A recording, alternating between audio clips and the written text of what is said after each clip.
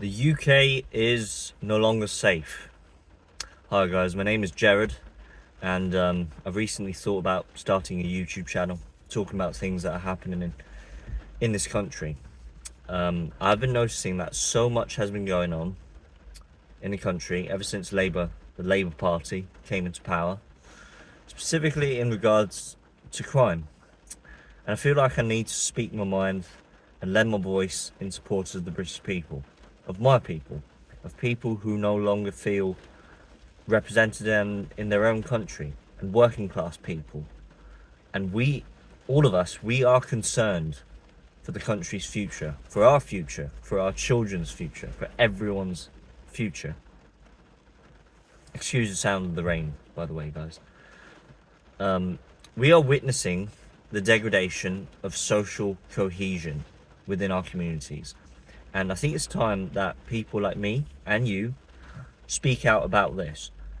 So there's been like a long series of crimes and attacks within our communities ever since our newly elected Prime Minister took control of the government.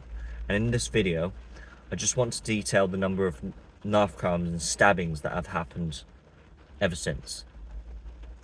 So it all started for me with the attack on the 24th of July, when I began to realise just how incredibly dangerous the situation is when it comes to personal safety in our country.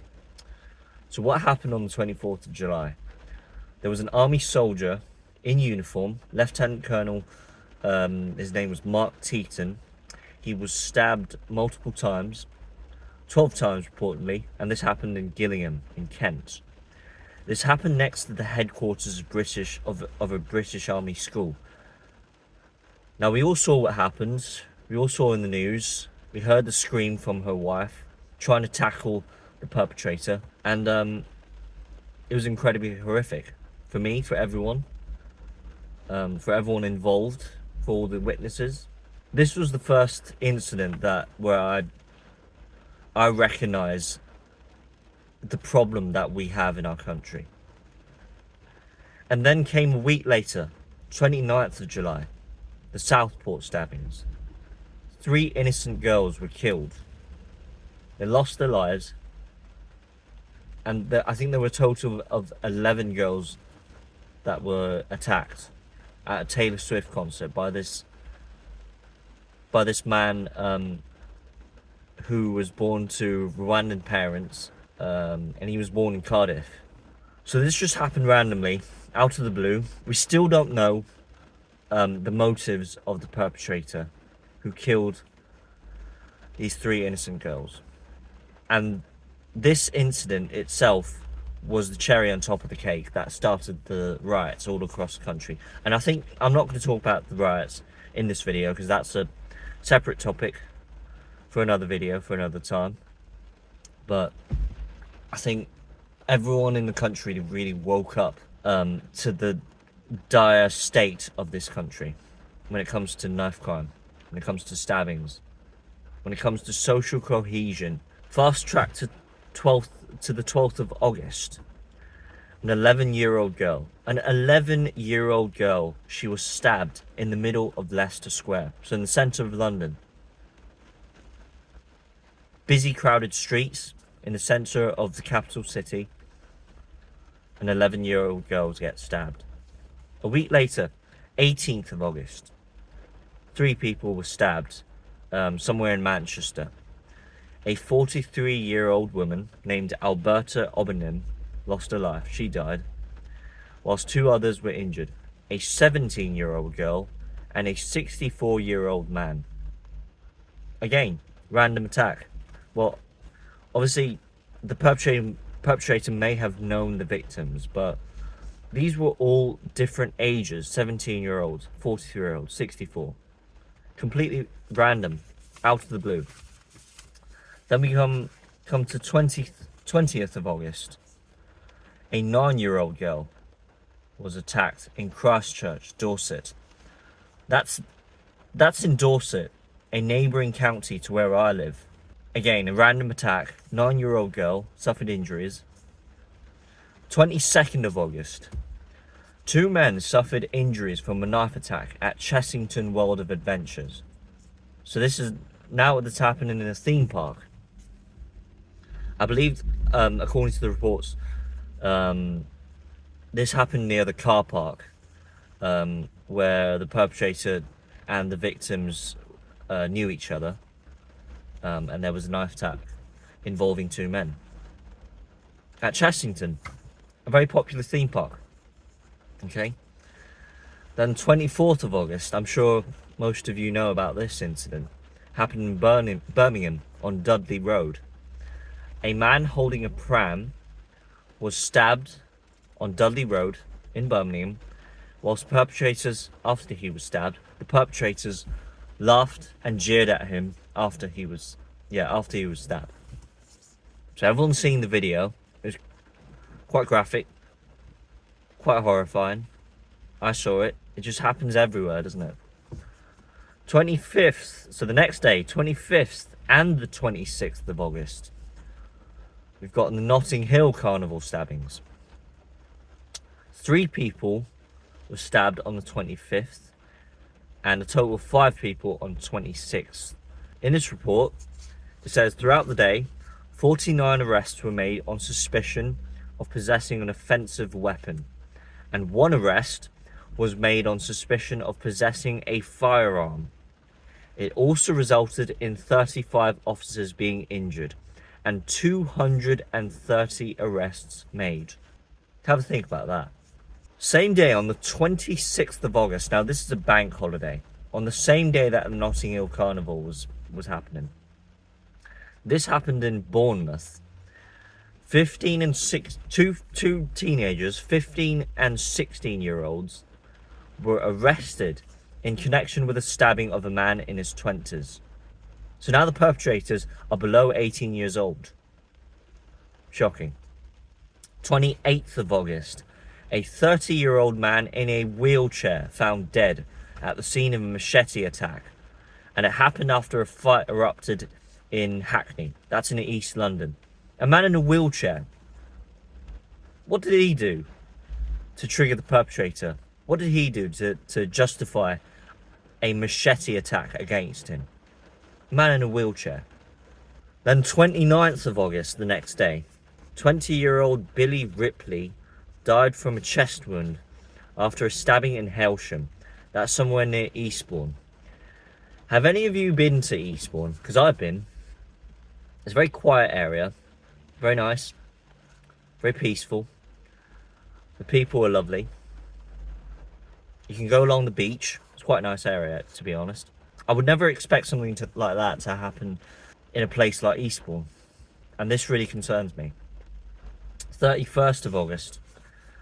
A shooting occurred in Brixton. 2 men were taken to hospital.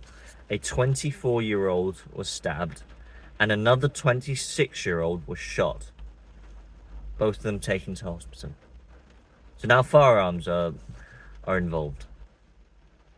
Now I know Brixton is kind of known as a dodgy area, but a shooting and a stabbing in the same instant on the same day. 5th of September. An 18-year-old man was arrested at Bromley College, that's southeast of London, on suspicion of attempted grievous bodily harm. A knife was recovered at the scene. And you can see from the videos, the perpetrator was one of those usual suspects again. He came from an ethnic minority. He was not native white British of the indigenous population. He came from an ethnic minority. You can see from the video yourself if you look at it online. Just search up an knife attack, Bromley College, grievous bodily harm, 5th of September. All the information is there.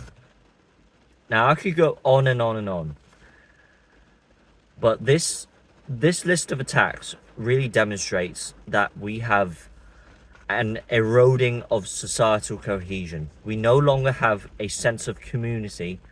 We've had a swath of illegal immigration, and this definitely has an effect. It creates a knock-on effect on societal cohesion and just a general sense of social harmony.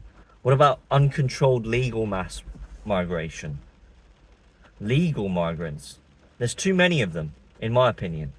There's many incidents on this list, not just on this list, but that have happened in the past, that have occurred involving ethnic minorities. The one in Southport, the one in Manchester, the one in Birmingham. People with completely different cultural backgrounds. And I'm talking about people that come from countries where their culture just isn't conducive with our culture, our British Christian culture, our Christian values. They just don't mix.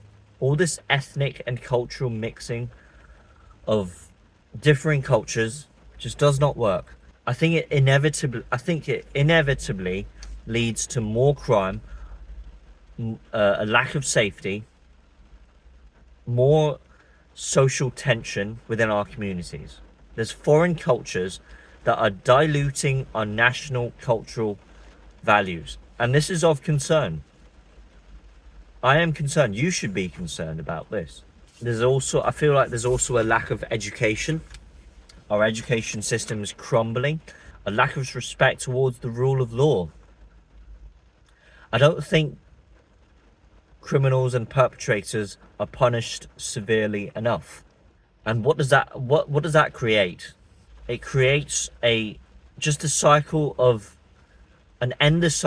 crime, and the perpetrators no longer respect the rule of law. They no longer respect the police. They no longer respect authoritative figures. So they continue going on and on committing crimes with no punishment, with no consequence to their actions. And our government needs to be held accountable.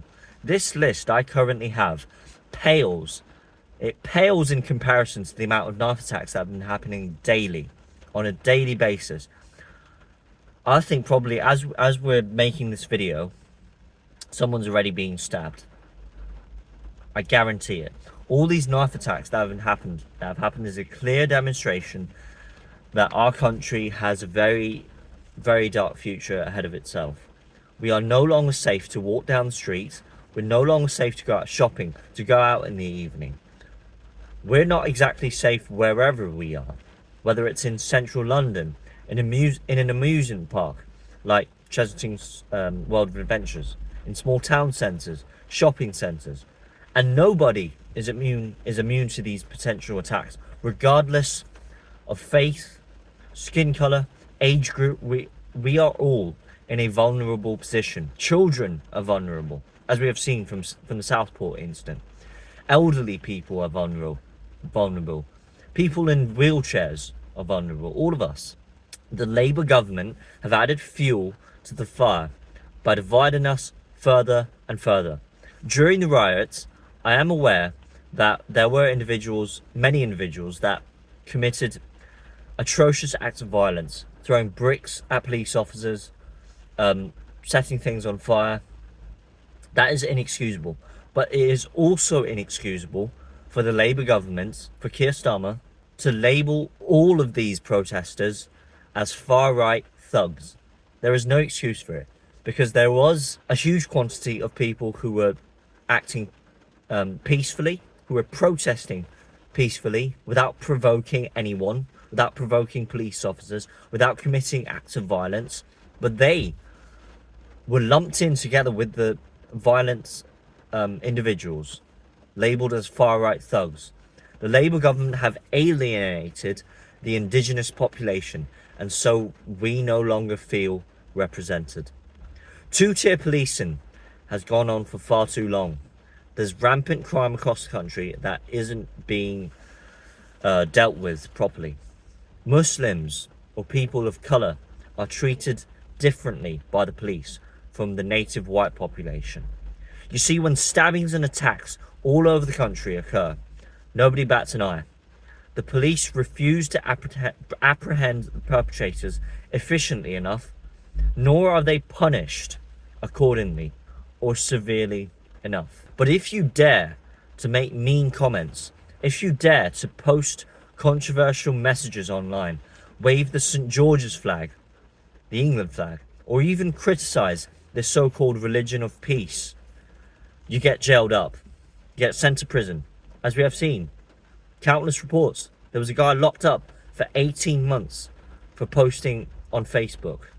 Now, we're thrust into an even more dangerous situation as we speak, where in order to make space for the people who have been arrested for online hate crimes in our already overcrowded prisons, there are already prisoners who aren't done with their sentence. They're getting released. They've been released. And we've all seen the videos of them celebrating. There was a group of them outside of the prison area, opening a bottle of champagne, celebrating that they were being released. This is of concern, deep concern to me, to you, to everybody. And everybody needs to speak up about this. If anybody's watching this video, I just want to let you know that you're not the only one, okay? You're not the only one who's concerned for the future of the United Kingdom. There are many people across this country that have witnessed everything that has been going on. And all of us, we need to stand and fight against this tyrannical government. We need to keep our heads held high and remain strong. Because we got 5 more years of Labour in government, and it's going to get a whole lot worse for us all. So please like this video, subscribe if you want to see more content from me regarding things that are happening in this country, politics, culture, history, Christianity. Our cultural Christian values are at stake. Please start speaking up about this. Everyone needs to speak up about this. Speak to your friends, speak to your family, speak up about this on your Facebook posts or in your Twitter X communities. If all of us, we keep raising our voices louder and louder, I think we can actually start building strength within our communities. And that's it for all. Thank you very much for watching this video. I'll see you all next time.